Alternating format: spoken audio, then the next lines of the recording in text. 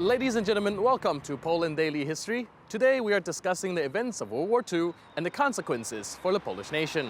We are in the Ochota district of Warsaw, right in front of the monument dedicated to the soldiers who held up the Germans for 19 days on September 1939. The historian, Dr. Krzysztof Jabłonka, will guide us through this turbulent time in Polish history. Today we're talking about the German invasion in 1939, and as I know, the Polish government didn't really sign a capitulation, so I was wondering, during and even after the invasion, how did the Polish government function and where did they function from? Oczywiście Polska zarówno jako naród, jak również jako państwo nigdy nie podpisały kapitulacji z Niemcami. As a nation, as well as a state, Poland has never signed a statement of surrender. The Polish government, army, and a major part of society that emigrated to Hungary or Romania through the southeastern borderlands continued the fight and split into two streams. One of them went to the French zone in Syria and Lebanon, throughout Bulgaria and Turkey, where they formed the Polish Independent Carpathian Brigade. The second stream wanted to get to France through Yugoslavia and Italy, which happened to be very kind to Poles, despite their alliance with Hitler. That is why they led over 150,000 soldiers to get to France, where not only the Polish army and 4 air and navy divisions were organized, but also the Polish government in exile. Zarówno prezydent, jak I premier zostali internowani w Rumunii. Because both the president and the prime minister were interned in Romania, they decided to appoint new authorities led by the head of state, General Władysław Sikorski. Sikorski formed the new government out of opponents of the previous one. The newly appointed government continued the fight with the Germans, but also started the internal fight with Piłsudski's supporters. Który dalej kierował walką z Niemcami, ale również wewnętrzną walkę z dotychczasowymi zwolennikami Piłsudskiego. Na tej bazie rząd polski sformowany początkowo w Paryżu. The Polish government formed in Paris decided to move to Loire, located in the region of Anjou. The government got an exterritorial residence permit, which was analogous to the Belgian government during World War I. Gdy Francja jako państwo skapitulowało i przeszło na stronę państw osi. When France capitulated and took the side of the Axis powers as France Vichy, Poles left France and got to Great Britain. They got there through the English Channel called La Manche, where the Polish fleet sacrificially transported British, French and Poles from the port in western France, and where the British fleet took all Polish troops. Other way to get to Britain was through Spain and Portugal, which had a good relationship with Great Britain. And that's the two ways they took to get there. While almost the entire division of Poles crossed the border with Switzerland, they aroused great enthusiasm and respect. Szwajcarią, wzbudzając przy tym ogromny entuzjazm i szacunek Szwajcarów, gdyż w odróżnieniu od wojska francuskiego, które w bałaganie, w ogromnym tłumie przekraczało granicę, Polacy w zwartych szeregach, rokiem defiladowym, ze sztandarem na czele. That is because, unlike the French army, which crossed the border in a total mess, Poles crossed it by walking in line with the flag in their hands and by singing the national anthem, Poland is not yet lost. The Polish artillery was shooting at the very border with Switzerland till the last moment and then immediately retreated to a neutral country after their last shot. They lived there till 1945 as road constructors and future defenders of Switzerland in case of the German invasion. Soldiers of the most experience had to defend Switzerland. The Swiss had a great respect for them. Finally, there were several hundred of Polish pilots who formed around 16 air divisions in Great Britain. They helped Great Britain win a huge battle that took place in 1940. 1940 roku, stając się takim języczkiem uwagi, który przeważył o zwycięstwie.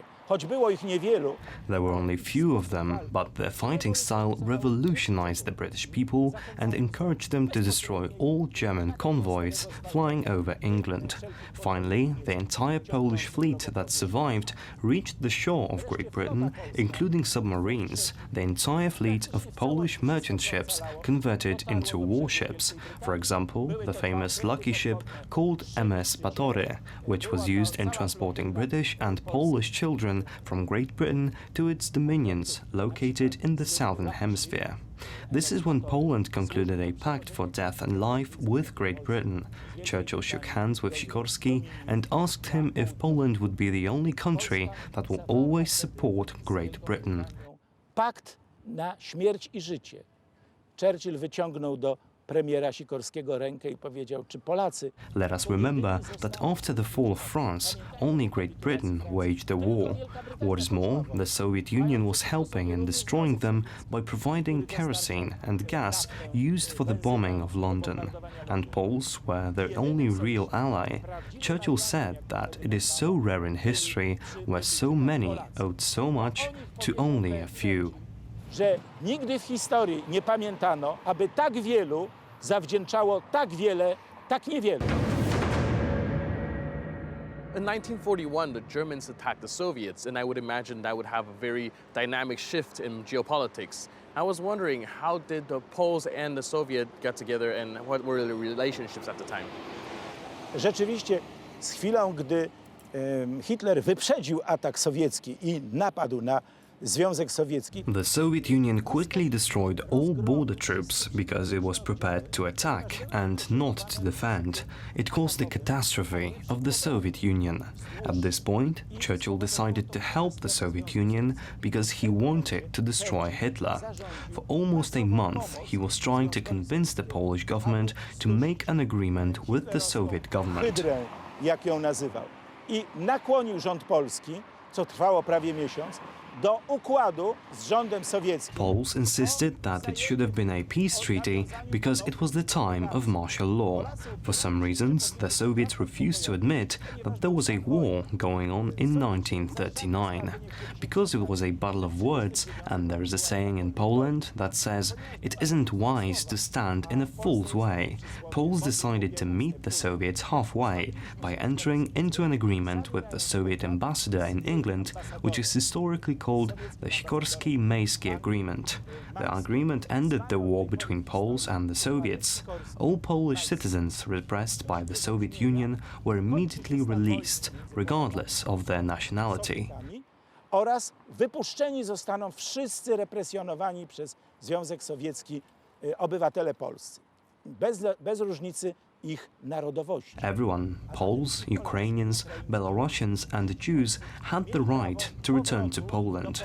Everyone was to be evacuated from Russia. Also, the Polish army was to be formed. In the future, the army was supposed to fight for Poland's independence alongside the Soviet army. It quickly turned out to be impossible. Almost 200,000 civilians were released from prison. They were trying to get to the places where the Polish army had been forming at the time, but died along the way. People were set free with no food, no money, no return ticket. That is why the number of deaths here was much higher than the number of deaths in concentration camps where people had food rations. Finally, the Polish army, formed in the Russian city of Buzulsk and Totskoye, located in the east side of the Volga River and led by General Anders, decided to retreat to the warmer regions of Uzbekistan, Kyrgyzstan and Tajikistan.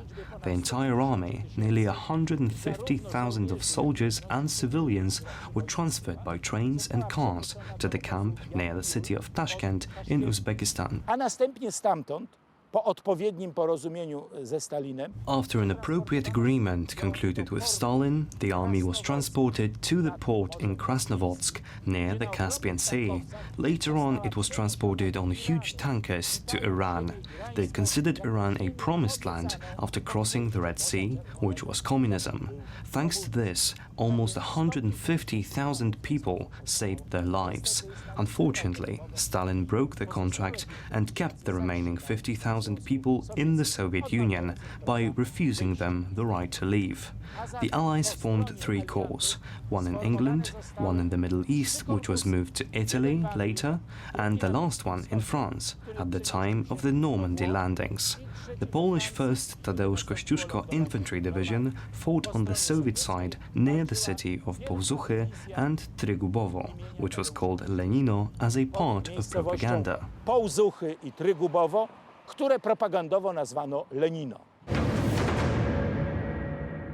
As we have seen today, the Second World War had devastating consequences for Poland. Despite the country's best effort to fend off the German aggressors, Poland was occupied first by the Germans and then the Soviet Union until 1989. That's it for today. I'm your host, Benjamin Lee. I'll see you next time on Poland Daily History.